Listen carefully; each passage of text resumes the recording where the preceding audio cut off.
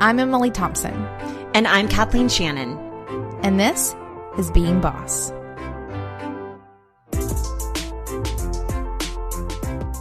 In this episode of Being Boss, we're talking all about word of mouth marketing, what it is, why it's important, and how to make it work for you.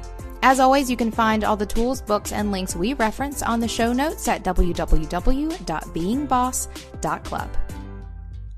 If you want to make more money doing what you love, I've got a really practical and simple tip for you. Invoice your clients. Now, we recommend getting a partial payment upfront, and FreshBooks Cloud Accounting lets you do just that. You can get paid upfront by requesting a deposit on your invoice. And FreshBooks Cloud Accounting makes it so easy to send professional-looking invoices in just seconds. And get this, with FreshBooks, you can accept credit cards on your invoices. This means that you'll get paid faster, up to 11 days faster whenever you're not chasing clients for checks or waiting in line at the bank. Try FreshBooks Cloud Accounting for free by going to freshbooks.com/beingboss and enter Being Boss in the How Did You Hear About Us section.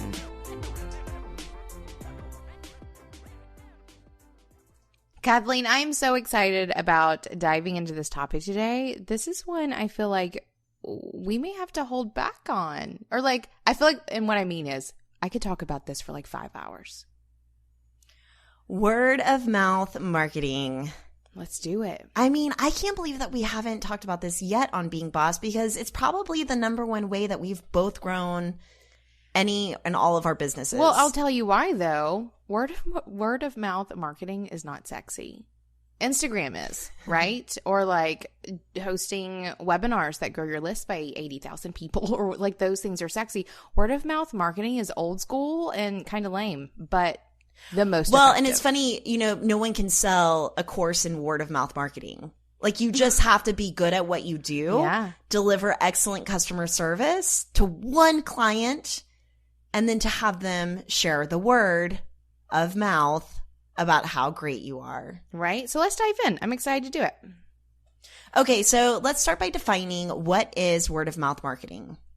So word of mouth marketing is what happens when, like you just said, you are so great to a customer or a client, they go tell other people with their mouth, but also maybe via email or maybe even an Instagram message or something. They go tell someone else about you. And that person is a referral who comes to you to work with you based on the testimonial that came from that previous customer or client. Yeah, and it's funny because whenever I think about word of mouth marketing, I think a lot about branding and positioning. And there's even this exercise that we have in the BRAID method where we have our client imagine that they're overhearing their client talking about them in a coffee shop to somebody else.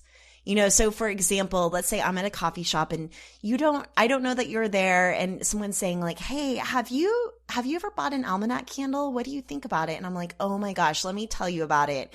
It's so good. And the delivery was so prompt, and the experience was amazing. It's the things that you're overhearing them say. You can also do it in the reverse and think about what would you not want someone to say whenever they're sharing, a word of mouth about your business and experience. And it can kind of help you pinpoint where there are gaps in your process or gaps in your product or delivery that you could improve upon. Yeah, and I think that this is so powerful. I know for me, whenever I started pretty much all of my businesses except for Being Boss. And let's go back. So tanning salon business, you didn't even have social media back then. There was no email marketing. There was nothing. The only way that people found you, unless you were buying an ad in the phone book, was word of mouth marketing. Someone was saying, "Ooh, girl, you got a nice tan. Where do you go?" And they'd be like, "Well, check out this place."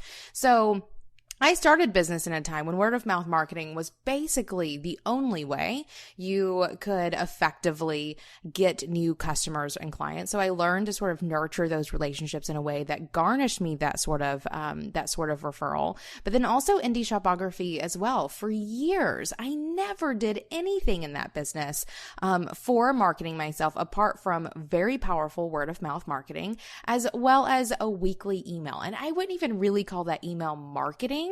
That was just nurturing some relationships. That was more content marketing, I think, than email marketing. but most of it came from word of mouth. I would do such a great job for a client that they would go tell everyone they knew that if they needed a web design person, they should come to me, and they would. I would have clients who would send me more and more clients for years. So I think that it's such a powerful way for us all to go back to think about this sort of real world use of how it is that we market our businesses, apart from all of these things that take up all of our time and energy and have questionable results. Because I do know that if anything is going to work, it's going to be word of mouth marketing, period. Yeah. And what I really love about word of mouth marketing is that it just takes one happy client or one happy customer. And I think that this day and age, we're so obsessed with metrics and popularity and, you know, building our lists and growing our social and getting all the likes. But word of mouth marketing is where you can leverage one or two raving customers into an entirely profitable business where you can pay the bills doing what you love. And so for us, this happened with, you know, early in our Braid Creative days, we got hired by Brene Brown. I feel like I'm constantly talking about this, but it was so helpful because then she started referring us to a bunch of people who were going through her leadership training and her Daring Way training. And we started working with more and more coaches who then were referring us to their friends, especially as the coaching industry kind of took off and started booming. A lot of those people needed branding, and who did they go to, right? And so it was really cool to also carve out a niche at the same time. And I think that niche is so important for word of mouth marketing. But before we get too deep into that, I want to talk a little bit about what word of mouth. I know this is going to be all the tongue twisters, guys. I know word of mouth is hard to say. So before we really get into that, I want to talk a little bit about what word of mouth marketing isn't, because I think it can be a little bit confusing. I think that sometimes people think that content creation or social media interactions are word of mouth marketing, and they aren't necessarily. No, for sure. So if you are, you know, putting all of your eggs into the social media basket, if you're doing lots of ads, and whenever I started thinking about this, of course, well, part of me is like billboards and like all of those traditional ad spaces, but also Facebook ads and Pinterest ads and those sorts of newer avenues of advertising as well. Even content marketing is not social media or is not word of mouth marketing, but I do think that there is a way that social media marketing can be. And I think this is a fun new development that has come with the rise of influencer marketing, where influencers can become your word of mouth marketers. So it's the way that social media has sort of stepped into that realm of being an avenue for word of mouth marketing.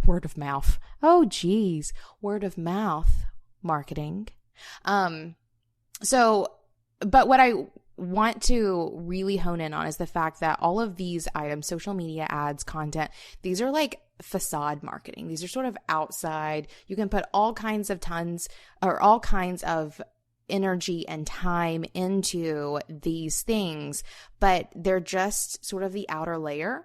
And you can have great marketing, but have really shitty service or really awful product, all of these things. So I see them as a facade, whereas word of mouth marketing is driven by the meat of your business. It's driven by you being awesome at what you do. Well, and I think that it's organic and authentic. It's coming from a real person who has had a real experience with your business or with your product. And this is where I would be careful with influencer marketing, because if that influencer, if you're paying them to talk about your product, that is not word of mouth marketing. Now, if you have brand advocates or brand ambassadors who are tightly, you know, knowledgeable and involved in your business, right? So I think about my friends at Shop Good. I will throw on a t-shirt and I will promote them because I truly love them. And every year I do all my Christmas shopping there, or, you know, Almanac Candle, all the things. Or Almanac Supply Company. I'm thinking about your candles. I love the way that they smell, and I will gladly tell anybody any day of the week how much I love that product, right? And so my friends, that I can influence for micro because I don't have a huge following. That's great. And I've also heard friends that have paid for influencer marketing and it's fallen flat. It's resulted in 0 sales. And I think it is because there is that genuineness there whenever it comes to someone who's actually promoting you, who has been involved. People can smell authenticity from a mile away these days, which I think is great. But it does make it really important for you to go at any of these avenues with that in mind. So throwing a ton of money into any of those sort of like facade marketing things, or including the influencer marketing that you are paying for, people can tell. People can totally tell. So going the more authentic route. So having all of your friends be brand ambassadors and thinking about influencer marketing or through that lens, as well as word of mouth marketing. I've always found that to be the most important and effective and efficient place to put time and energy when it comes to building a business and growing your name. Brand. One thing that you said earlier is that word of mouth marketing is driven by the meat of your business. And I think that this goes back to our conversation last week, which is if you want to make a business doing what you love, if you want to be a creative entrepreneur or a freelancer, if you want to turn your side hustle into a full-time gig, then really focus on honing your craft. But then also perfecting your processes and your customer service systems and really just doing your best at what you do. I think that so often we're trying to find a silver bullet or throw money at the problem with Facebook ads to get more clients, when if you could just focus your efforts on doing what you do best and making that an amazing experience for your customer or your client, then you will get that word of mouth marketing. And it might be a little bit more of a slow burn marketing effort, but it's going to create a sustainable business that pays. For sure. And that can be one of the hardest things for a business owner to wrap their head around, even with David and I doing Almanac these days. So I've learned how long-term these things can be. And even thinking about what I was doing at Indie and having a client that I'd work with 1 year and then they would refer someone to me 2 years later, even. Like, think about a 2-year lead time on a referral.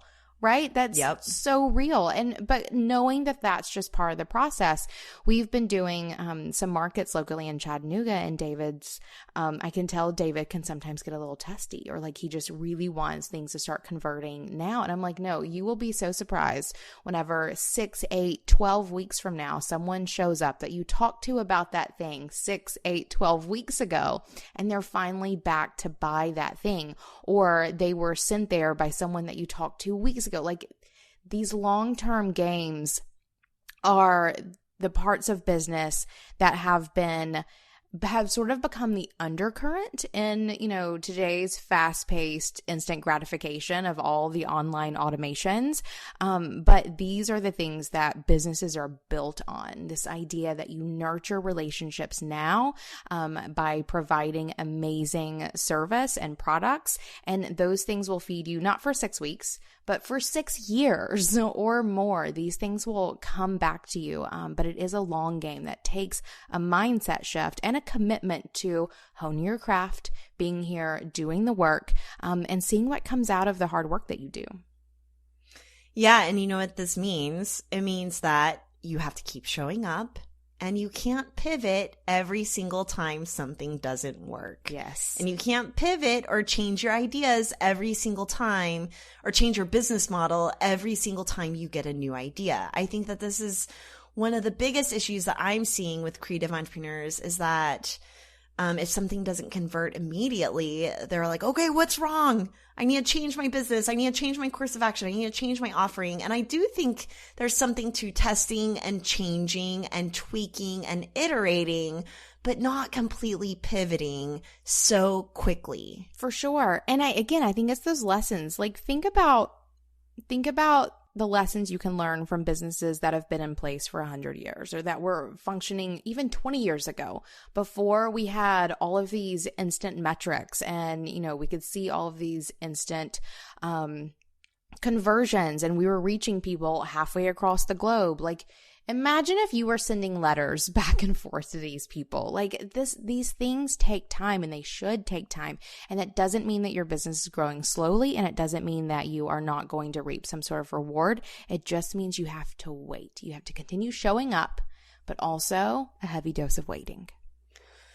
All right, I've got one thing I really want to say about word of mouth marketing. Well, I can't wait to hear what this is.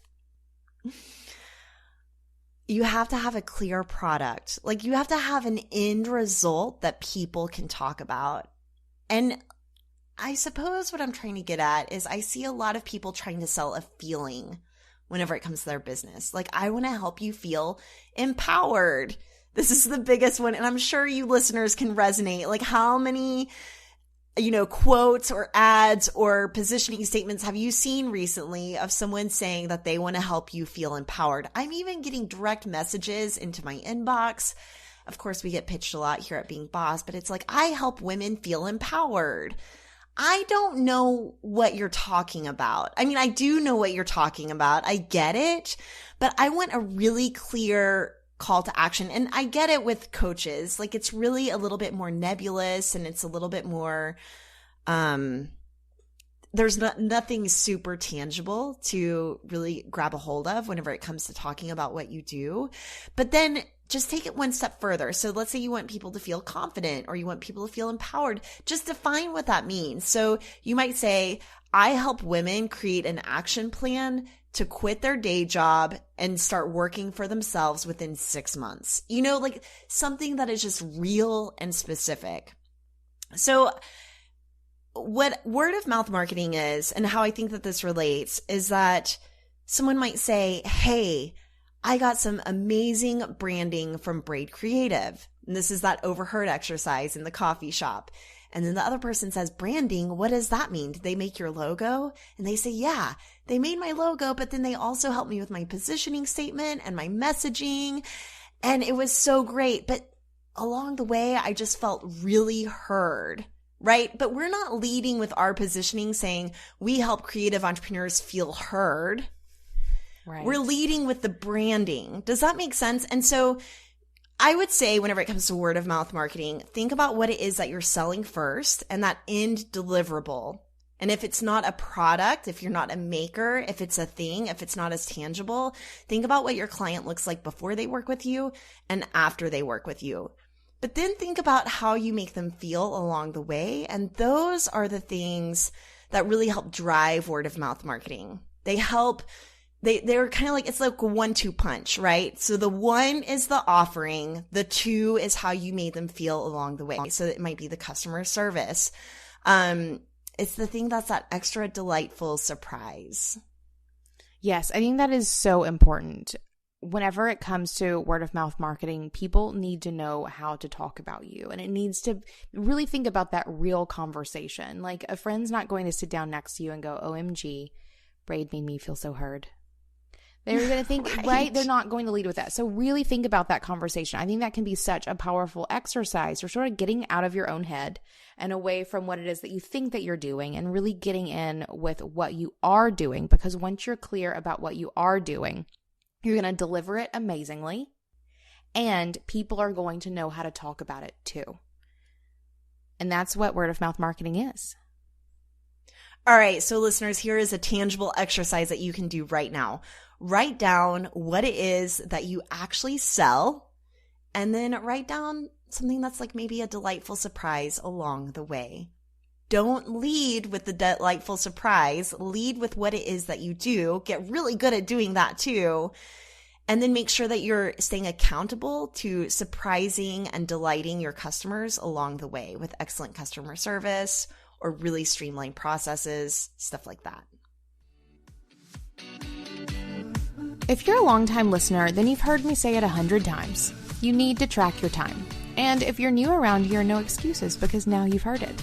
Time tracking isn't just a mechanism for getting paid. It's a daily essential for anyone looking to improve their productivity, efficiency, and profitability. Now, this isn't science, but I was recently in a small group of bosses, and we did a poll as to who was tracking their time. The ones of us who do had the businesses with the highest revenue. Just saying. And my time tracking tool of choice is Timely. Timely, for those who trade in time. Start your free 14-day trial and get 10% off your first year by going to www.timelyapp.com/beingboss. We don't know a boss who isn't currently thinking about scaling their business online. If you were to ask us about creating online courses, digital downloads, and memberships, well, we'd send you to Podia. Podia is the all-in-one hassle-free platform for online courses, digital downloads, and memberships. We've researched all the platforms, and hands down, Podia is the best. Plus, Podia has a 14-day free trial with no credit card required. Try it out for free and get 15% off for life by signing up at podia.com/bosses. Again, that's podia.com/bosses. All right, I want to dive into how word of mouth marketing works. So we just talked about like what it is and how we sort of set it up, but really how it works and what it is that you do with it so that it actually works for you. Well, first of all, yeah, is that a phrase? That's a phrase. I'm so sorry, dear listeners. I'm having the hardest time talking today. First off, word of mouth marketing works best whenever you're incredibly passionate about your work. Whenever you are excited about what you do, it gets everybody else on board and excited about what you do as well. I have a perfect example of this. Just last night, I was visiting a new distillery in town with a friend of mine, and we show up, and the woman behind the bar, who is one of the owners of this distillery, was one of the most or least enthusiastic people I have ever met about the work that she does. And it was one of those moments where, like, afterwards, I left with my friend, and because we're both, like, you know, always talking business stuff, we start talking about the effect that kind of thing has on our experience and the feedback that we're going to give about that experience. So complete lack of passion. You could tell she was there because this was her husband's business. Like, you could tell that it was not hers. It was her husband's. Huge lack of passion. This makes it even sadder. She should be I agree. Excited and proud of her husband. Excited and proud, but also go home. Like, you can go home. I think that's fine. Anyway, perfect example of how a lack of passion can really make the word of mouth marketing take it in an opposite direction. Whereas if I were to have shown up there and she would have been the most passionate, excited person on the face of the planet because the product was good, the product was great. Mm-hmm. If she had been as passionate about her product as the product was good, it would have been a completely different experience. And my feedback of that experience would be the complete opposite of what it was. So in that space, it wasn't even the product that dictated my feedback or response. It was her lack of passion for the work that she was doing. You know, and on the flip side, nobody's the best at what they do. Like, unless you're Beyonce, and even some people might argue that. Unless you're Beyonce, like, you're not the best at what you do. There's always going to be someone who is better, faster, richer, prettier, you know, whatever it is, right? Sometimes your passion for your product or the thing that you're doing can make let's say your product's an 8 out of 10. It can push it into a 10, right? If you're excited and passionate about it. And so using the distillery as an example, I'm not a huge whiskey drinker, but we went to a Chattanooga whiskey distillery once upon a time on a Being Boss mastermind trip. Yeah. And it was so fun. Like, I really don't care about the process of how whiskey is distilled, but this guy giving us the tour was so knowledgeable and excited to share with us that it made me excited about it, and it made that whiskey taste that much better. Right? And I have an example of this as well where I was at the beach and we wander into this chocolate store at the beach, and it wasn't an ice cream store. Like, it wasn't like your usual beach stop. It was a cute little chocolate shop. We go in and, like, it's kind of cute in there, but me being the judgy business owner that I am, I'm like, ooh, I'd change the packaging there. I'd totally probably paint the walls a different color there. But the guy behind the counter was so in love with his life and that he got to show up and do that work every day. Like, total, like, beach guy with his shirt kind of unbuttoned, maybe a little too far, but it's fine. You're at the beach. And we were asking him, like, you know, how are you doing? And he was just like, I'm just so happy to be here today. And I was like, is this your spot? He was like, yeah, we've been here for a couple of years. He starts telling us the story, like complete and utter passion and love for the work that he was there doing, that I bought extra. And I told everyone that I ran into at the beach that week about this cute little chocolate shop that they had to go check out. So agreed. I think that an enthusiastic and passionate business owner or, face of your business, whoever that's going to be, will take a mediocre product up multiple levels. So I do think that like step number one of having effective word of mouth marketing is for you to show up and be so passionate and enthusiastic about the work that you do that it's just infectious to anyone who comes in contact with you. All right, I have a story. Let's hear it. I was recently in Santa Fe with my husband. It was our first getaway together since having Fox, who's now 5 years old. So we had like a little 4-day getaway, and we were staying in this really cute Airbnb across the street from this mission church. And every afternoon, smells of Indian food were just flooding our apartment. And I love some good Indian food. So I'm walking downstairs. I think we were going to a bar and walk past the Indian food place. And the guy cooking kind of like comes out from behind the bar area, and he was like, hey, you can come in here. Smells are free. Like, the smells are free. Just come in and check it out. And I was like, no, I'm meeting my husband at the bar next door for a drink, but I'll come back. So I grabbed a menu, and the guy was so friendly and nice. I went back and I was like, I'm going to order some food and we'll just watch some Netflix and eat some Indian food upstairs. The food was phenomenal. It was so good. So the next day I went back and I said, hey, I just wanted to come back and tell you that your food was amazing. We ended up chatting a little bit more. This guy is from Michigan, or he's originally from India, but had moved to Michigan and recently moved to Santa Fe and had reopened his Indian store there, or his Indian restaurant. And get this is also crazy. He's from the town that I just bought a house in. Love it. Which is like pretty wild. So just a small world coincidence thing, which, I love some coincidence like that, some woo-woo magic. It felt magical.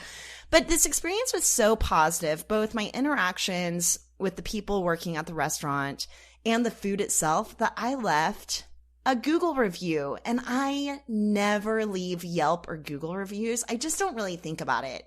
I try and get on Amazon and leave book reviews every so often, like every quarter I'll do a batch of them based on what I'm reading on my Kindle. But now I'm kind of more committed to leaving Yelp and Google reviews, because this is the way that I can be a word of mouth marketer for people in a town, that I'm not friends with anybody in. And so this is also, earlier we were talking about social media and the intersection of technology and word of mouth marketing, and when it's authentic and when it isn't. So this is like an authentic experience. So that's something I've been doing. And I would encourage anyone who is having good experiences at places to leave a review.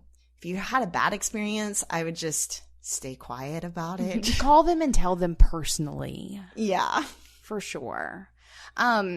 Right. So I think step number one, passion for your work. Absolutely mandatory. It can completely and utterly change the experience for anyone, regardless of the quality of your product, whether it's great and your negative, enthusiasm. Is there such thing as negative enthusiasm? Your lack of enthusiasm? I'm sure. Right? I'm sure there are a lot of people who are enthusiastically negative out there.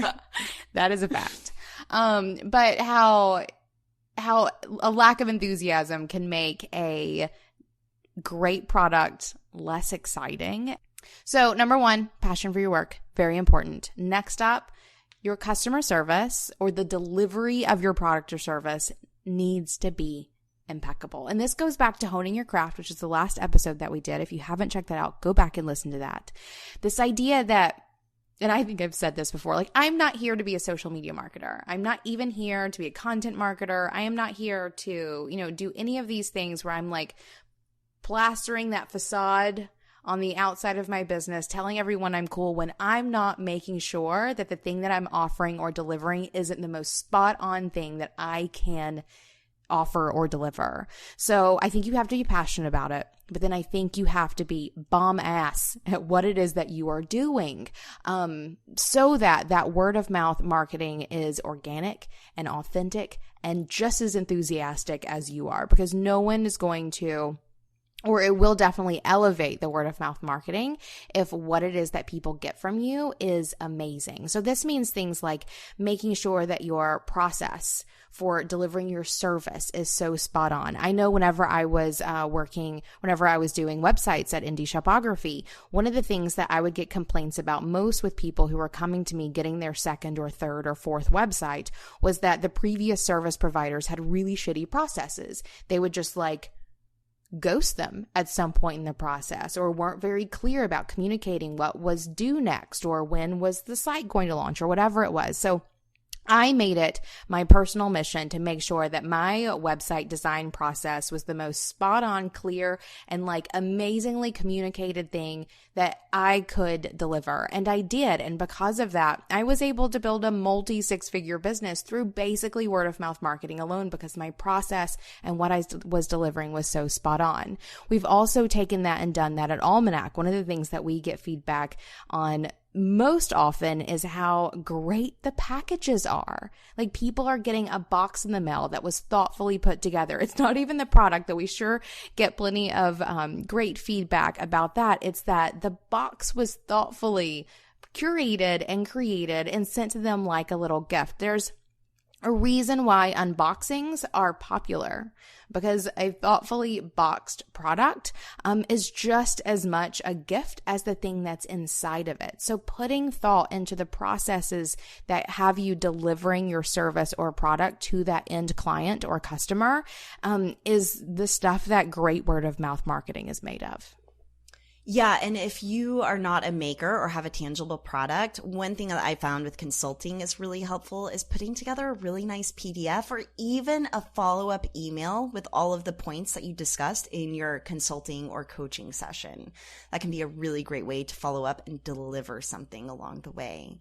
So I want to talk a little bit about testimonials, because testimonials are an example of word of mouth marketing. So there's the casual testimonial, which is a friend telling another friend about your product or service or offering. But what about the kind of testimonials that you get on, let's say, Google or Yelp, or even things that you can share on your own website?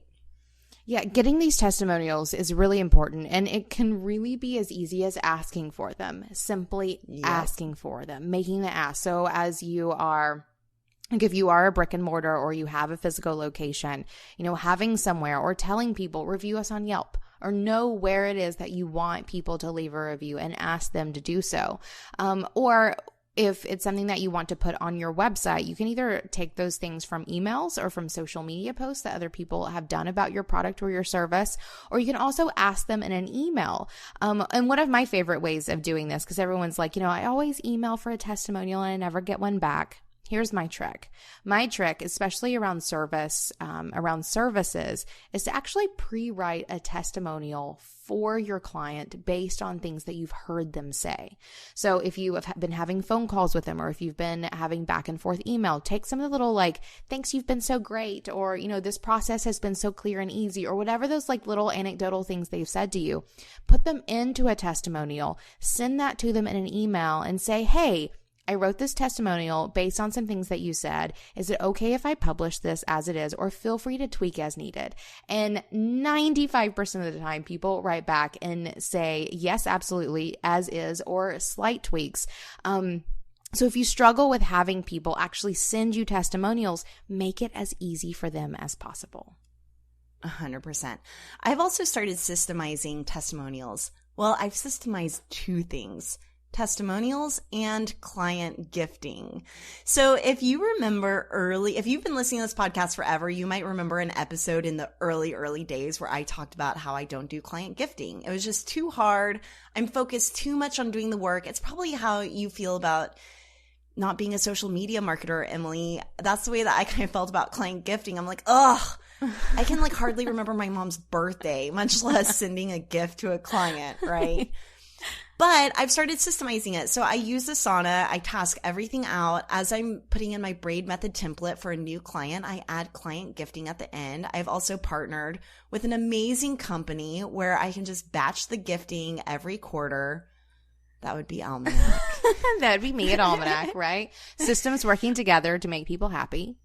But, I collaborate with you all, and I collaborate with Shop Good in Oklahoma City. Sometimes for local clients, I'll even call them up and say, hey, I have a special client that I want to do something special for.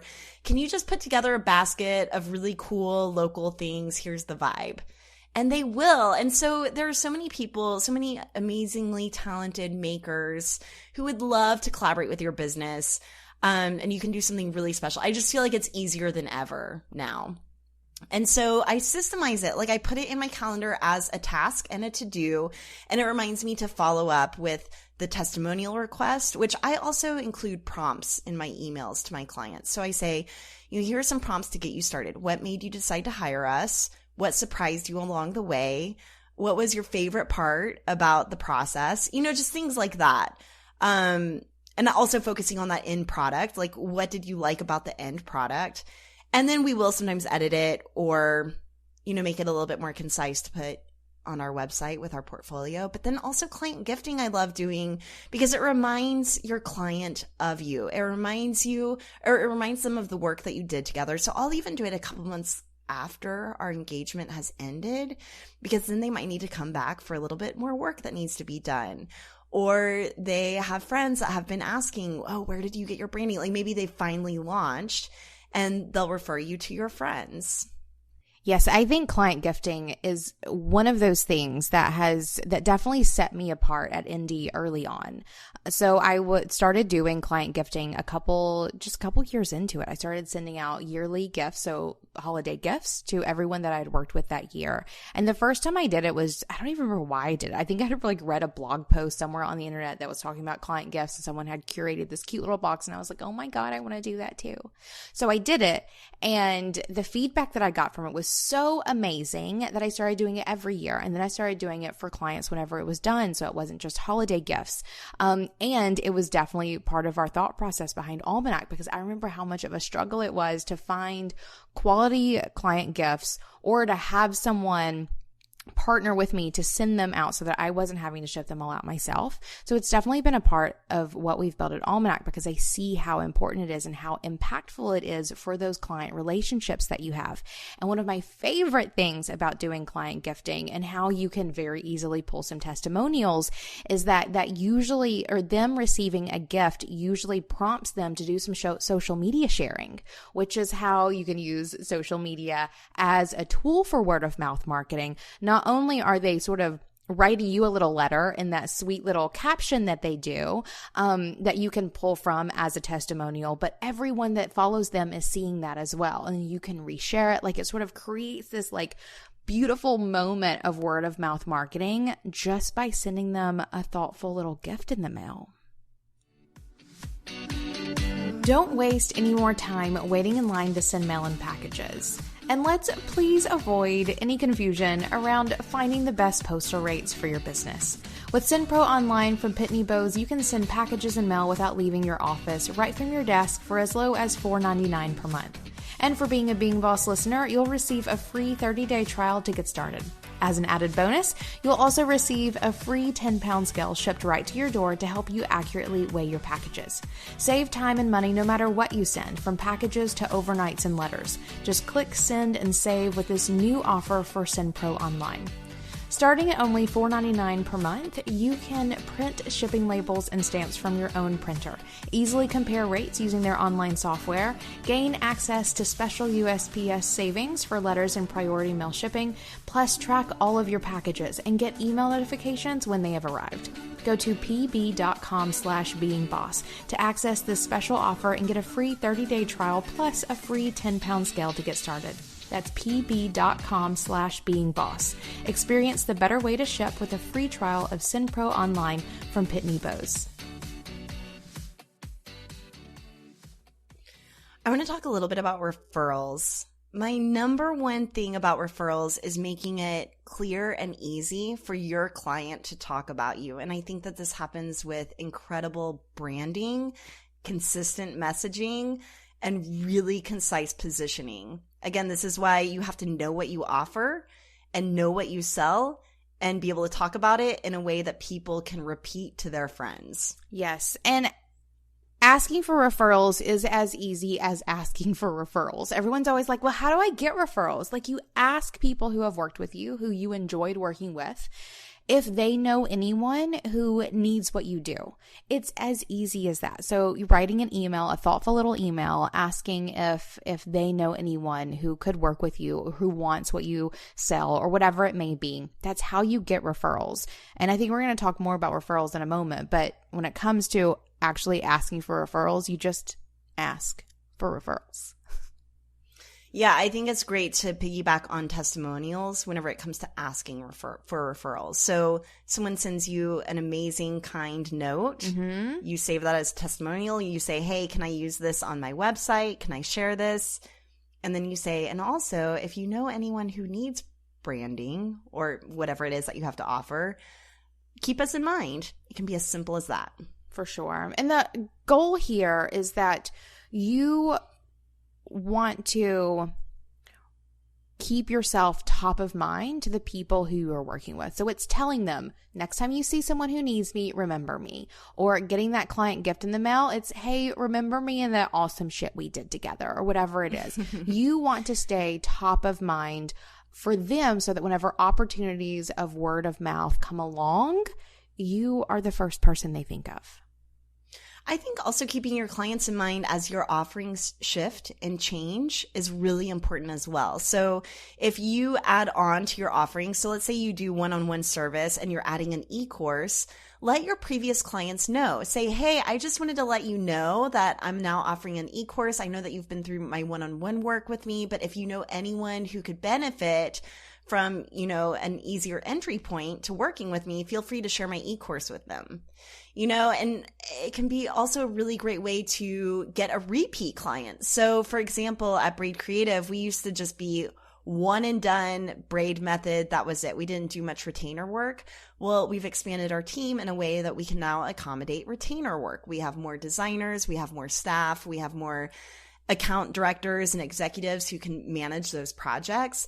And so I was even working with a client the other day, a past client, through another braid method on a different business that they were doing.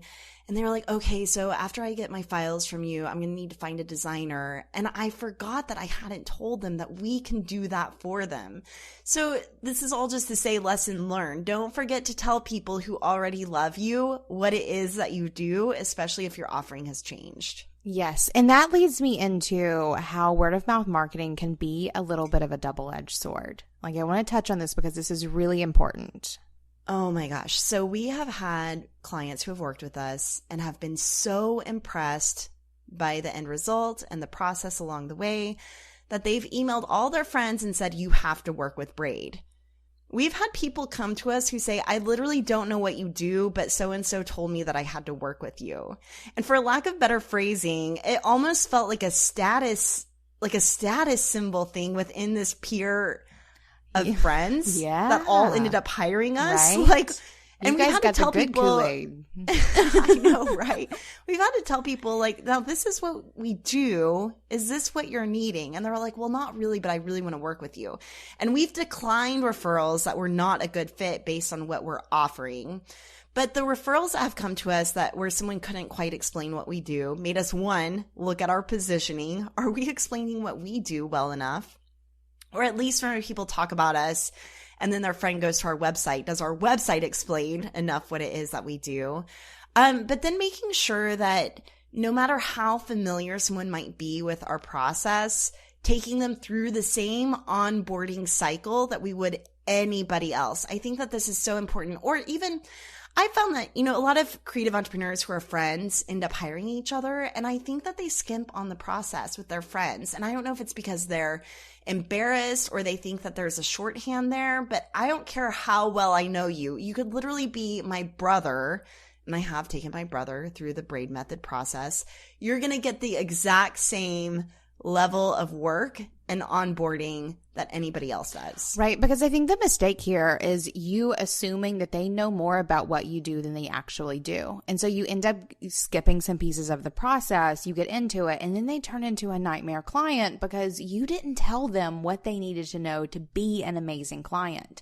So I agree. I think actually I remember very clearly at some point several years ago you looking at me and going, I don't like referrals. Like I don't take them. They are not my dream client.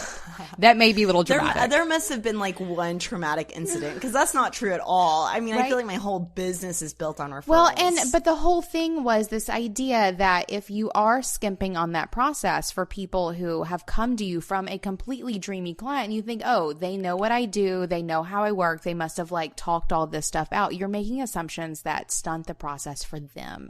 And you should not do that. If anyone comes to you as a referral, even if they are your brother or your best friend or whatever it may be, take them through the entire process. Your process is there to help you deliver an amazing product or amazing service. And the moment you start skimping on that for anyone is the moment you start giving someone less of a quality experience. I also think that it's a boundary issue whenever you get a referral that isn't super qualified, is just having the boundaries to say no. And I think that this might be why referrals, or probably in that one instance, which now I'm recalling which instance that was. And it was an instance in which I'd worked with an amazing client. She told all of her friends to work with us. And there was one person who didn't need what we had to offer, but I loved the person who referred us so much that I didn't want to let her down by turning her friend down. Does that make sense? Yeah, for sure. And so I said, I went ahead and took on the client. And yeah, she wasn't super happy because she didn't need, I don't even think she had a business offering. And what's funny about that is it made me reassess how I qualify anybody whenever it comes to working with us. And some of that includes, do you have something that you're selling? You would be surprised how many people want branding without having an offering. Yeah. And there's nothing to brand. If you don't have an offering, there's not a business to brand. And then two, hang on, I have it. Come back. I have a business to brand. I lost it. Well, I lost my second point, but I guess what I really want to say is you need to qualify a referral just like you would qualify anyone that comes a cold to you. Lead. Right. You know, cold lead or otherwise. And this is what a good problem to have if you're having to turn people down. For sure. But it is important to note. Okay, Emily, so you busted out this beautiful color-coded spreadsheet, and you had listed even in this spreadsheet some of our roles and duties and our marketing plans and our numbers, and it kind of looked a lot like our CEO Day Kit. Well, you better bet. But that's exactly where it came from, and it stemmed from me doing some of the exercises in CEO Day Kit. It really spurred me to think about what it is that we wanted to do in our business for the new year, except a little differently this year. I used those to create some spreadsheets, but it definitely started with the exercises, the worksheets that we include in CEO Day Kit, a tool that we use every year to plan our year ahead. So it really gives us a chance to sit down, get really clear on all of our goals, on all of our intentions. It helped me think about my word of the year and some of my words of the month coming up. So if you guys want to get aligned and in the know with the nuts and bolts of your business, check out our CEO Day Kit at courses.beingboss.club.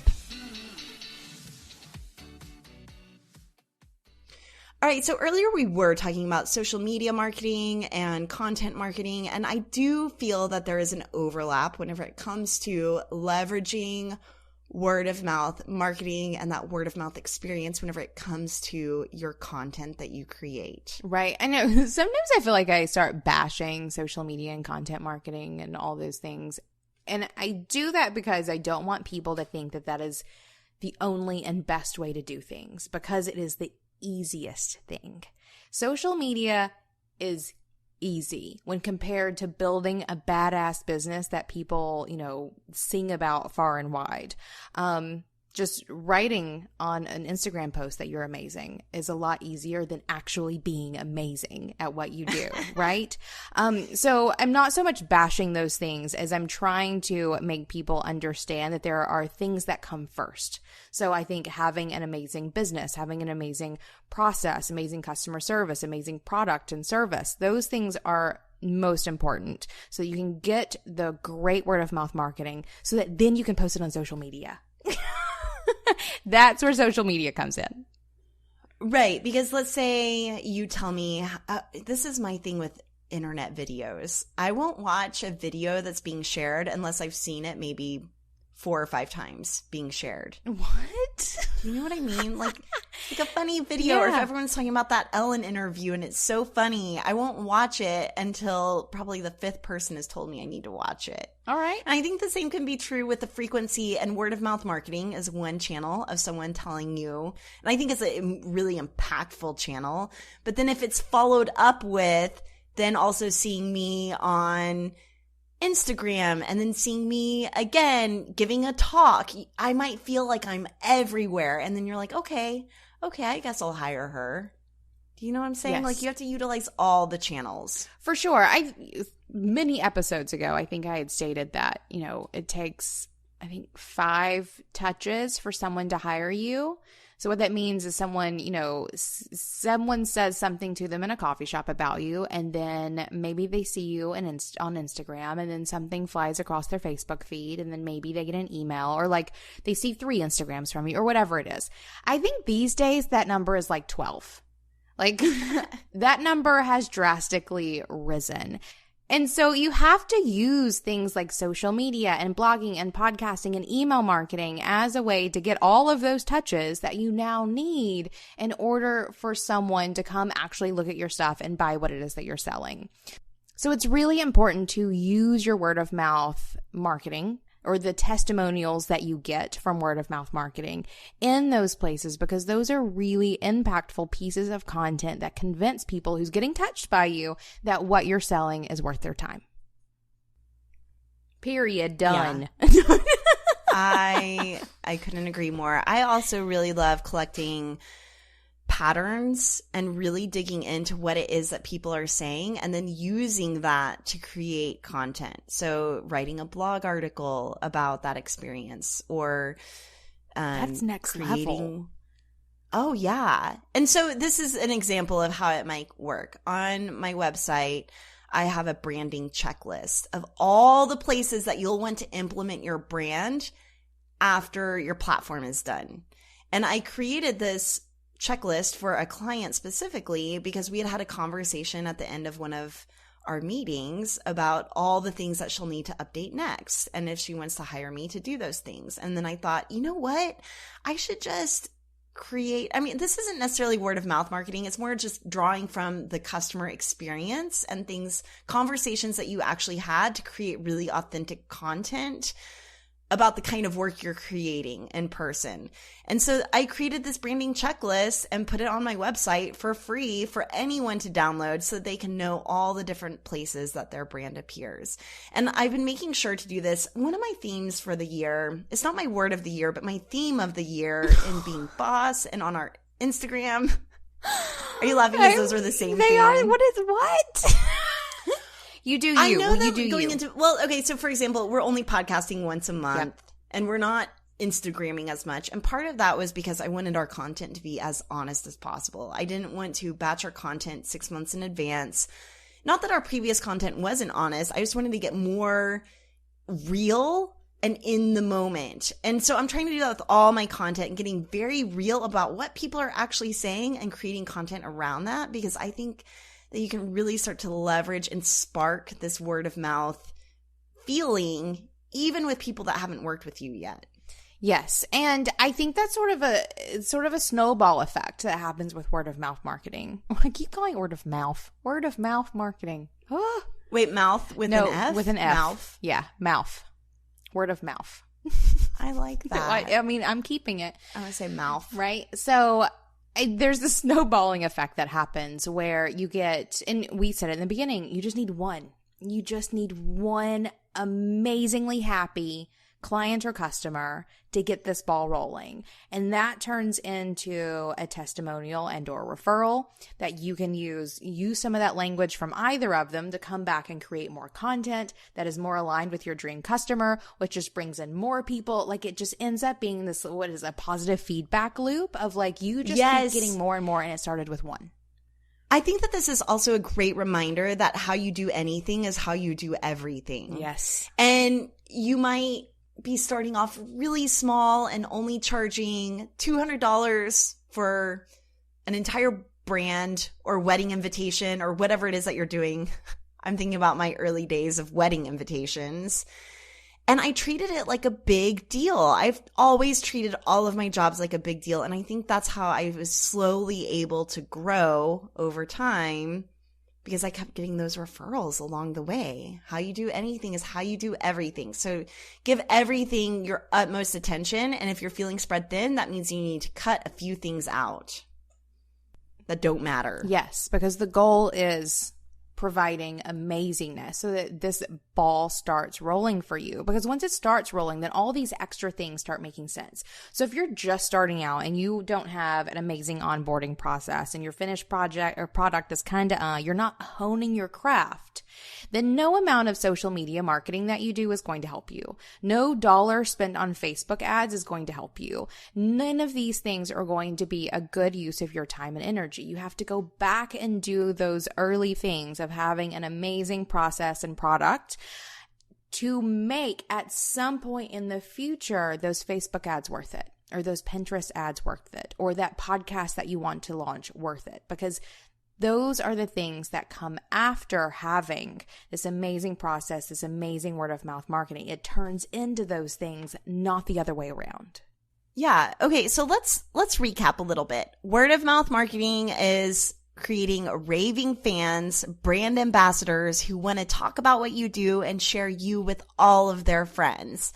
This means that you are delivering a top-notch product, service, or offering, and also delighting your client along the way with a streamlined process or customer service. Right. And this is the basics. This is what you're setting up in your business first. And once you have these customers or clients done with their purchases, you go to them and you ask for testimonials, and you ask them to refer other people to you who may need what it is that you offer. And listen all along the way to the words that they say, to the ways in which they were pleasantly surprised, or the unexpected ways that the thing that you offer helps them in their life and work. Because those are the things that turn into all of that content marketing that we're always talking about, that then works to bring in more people based on some actual real world positive experiences that you've given to people in the world.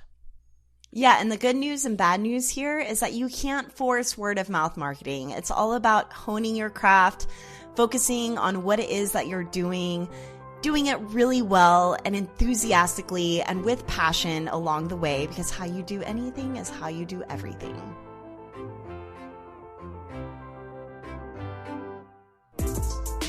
Thanks for listening.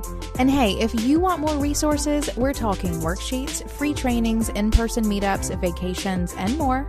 Go to our website at www.beingboss.club. Do the work, be boss.